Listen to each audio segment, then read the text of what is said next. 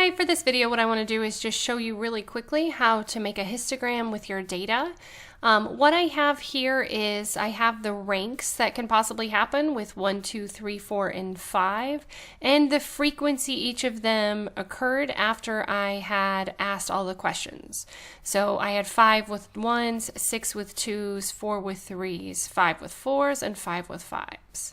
So now what I want to do is I want to create a graph of this data, and depending upon the type of computer you have, if you have the 2016 Excel, all you have to do is highlight the data and this little icon will pop up, which is a quick analysis tool. So you will click on that and then you will go to charts, and I'm going to go to more charts. They will give you a suggested, and this one, the clustered column, will work. So that's the one I'm going to select, if it lets me. Okay. And because this is a histogram, let me hit Control Z. Anytime you mess up, hit Control Z. And then I'm going to go into the quick layout and select the one where they're touching, and then we can add in all of the information that we have. So this would be our rank. This axis title would be our frequency,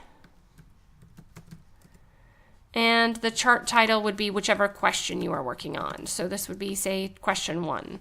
And so you would have your chart. So let me just show you another way in case that didn't work for you. What you can do if you wanted to is I could copy this chart by hitting Control and C, or I could right click on it and hit copy. And then you can take and paste it into a Word document by hitting either Control and V or right clicking it, and then you can set it up in your Word document. So that is something that you can do if, as you're working through your project, you want to put it into your Word document. All right, so another form, if this did not work, I know that when I was helping someone with their Mac the other day, they couldn't get it to work, so I'm just going to delete this whole thing. And I can just select this column. If you did not see that option, I guess there's a lot more options. Like I could go here and I could go to my insert up here if you don't have that icon. And you can select the charts from here. They will have more column charts is what we would go to.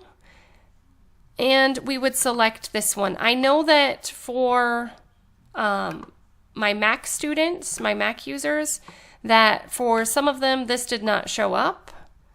So again, quick layout, get the bars touching, name your titles.